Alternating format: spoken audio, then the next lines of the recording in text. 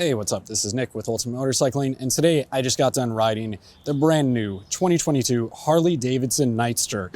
Now, you guys know what this is. This is the latest addition to the Sportster family, and H-D has revived that classic Nightster name in its lower displacement Sportster lineup. Now, this is an all-new modern take and addition to the Sportster family, like I just mentioned, and it utilizes the 975T Revolution Max engine derived from the Pan America 1250 and the Sportster S 1250.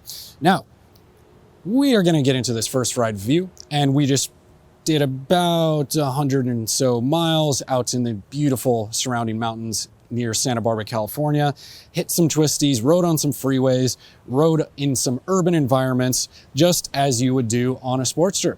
And I want you guys to stick around.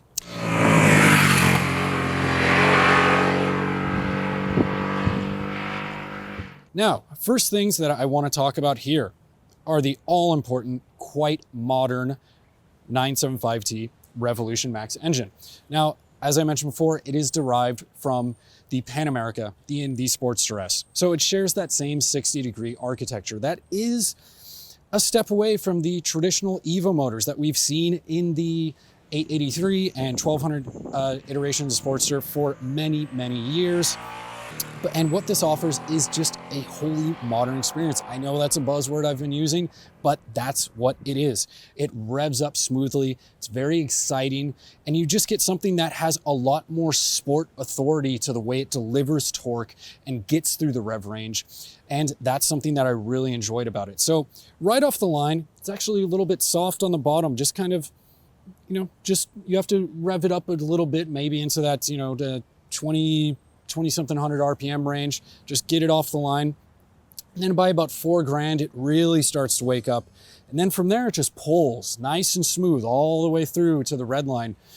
And about $6,000, that's when you really get that nice sort of mid-range punch that starts coming through.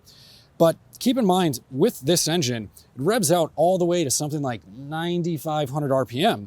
So that's a sight far, far higher than what we've seen on 883 and 1200 Evo motors from the past. That in the US market, Iron 883 and Sportster 1248 are still available in the US market specifically. In other markets, not so much. So it revs out higher, makes more horsepower, and according to Harley-Davidson, we're seeing something like 90 horsepower and 70 foot-pounds of torque. Nothing to sneeze at all. Now, because the lower displacement Sportsters have always appealed to maybe newer or intermediate riders, the question is going to come up, well, if you're a newer intermediate rider, could this engine be good for you? The thing is, it makes power in a very user-friendly way, despite the fact that if you crack it open, it's going to really start going and chugging along nicely. It does rev up, like I mentioned, in that exciting fashion. But the thing is, to calm it down for other riders, you have 3 modes available with your ride-by-wire throttle. You have Rain, Road, and Sport. Rain is the softest, kind of a muted throttle mode overall. Road is the happy medium. That is the Goldilocks mode for this motorcycle. Not too snatchy, just enough attack on the gas to really just get you out of a corner or off the line or out of a nasty little traffic situation, what have you. Then Sport is the sharpest of the bunch, and really, it's just a bit too sharp on the on and off throttle for me. When you're making those fine adjustments in the canyons, I just kept going back to road. That was just, my personal preference. Your mileage may vary. Now, in other electronic niceties that come along with this bike, you have TC, so traction control. You can shut it off right here for all of your hooligan goodness. And the TC can actually be a little bit interactive or can interject a bit prematurely off the line, feel like. You can sort of just make that initial throttle when you're really pulling off the line with some gusto, just kind of mute that initial throttle opening, we'll say. You also get ABS. These are non-lean angle sensitive. Overall, the ABS works totally fine. No complaints there at all. TC, just a little bit aggressive on that initial takeoff. Doesn't really need to be. It's something that we also noticed with the Rebel 1100, but it's here nor there. The engine's tractable enough to where you can turn off TC all day, and it's just going to be totally fun. Shared architecture between the Pan America and Sportster S means that the 975T engine has all the same tech benefits too.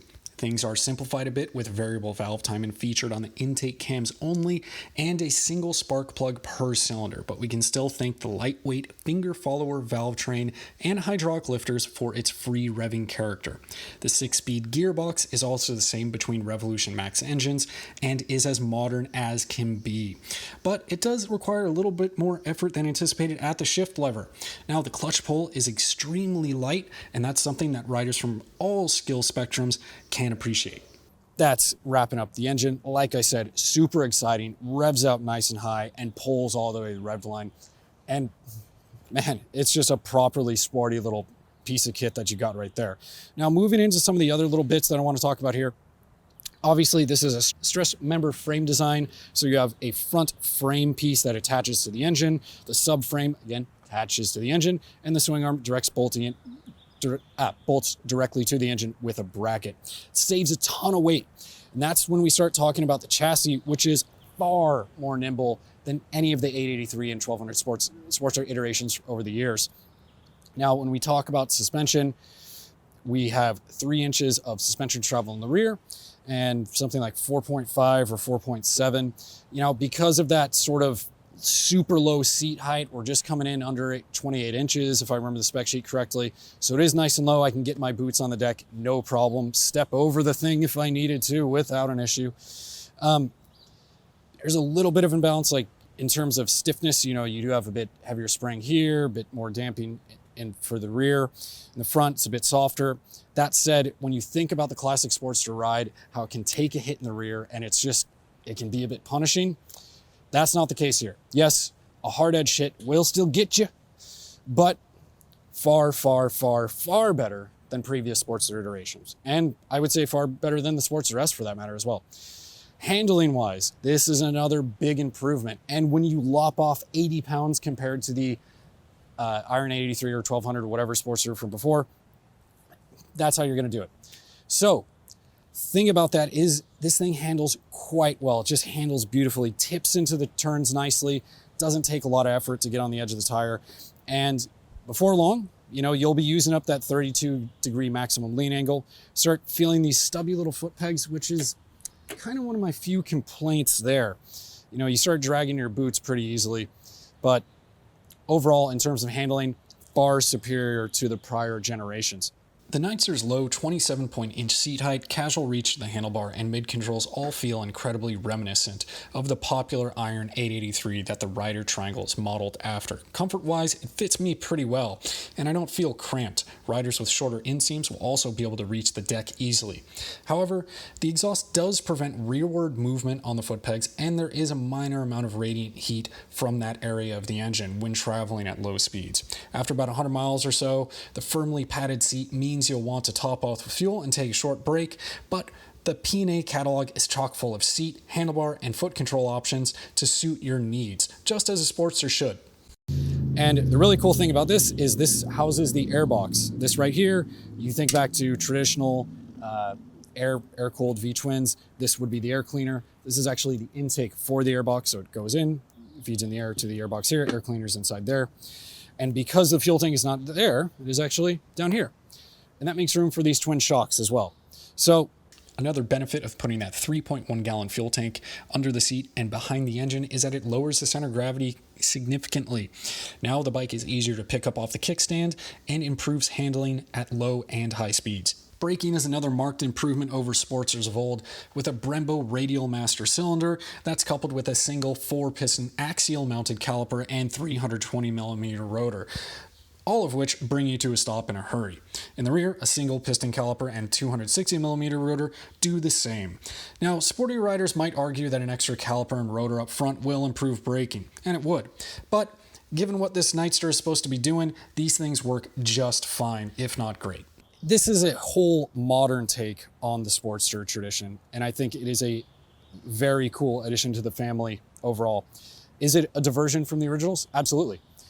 And I think in the clear majority of ways, it is an improvement in just about every capacity. Handles better, goes better, stops better.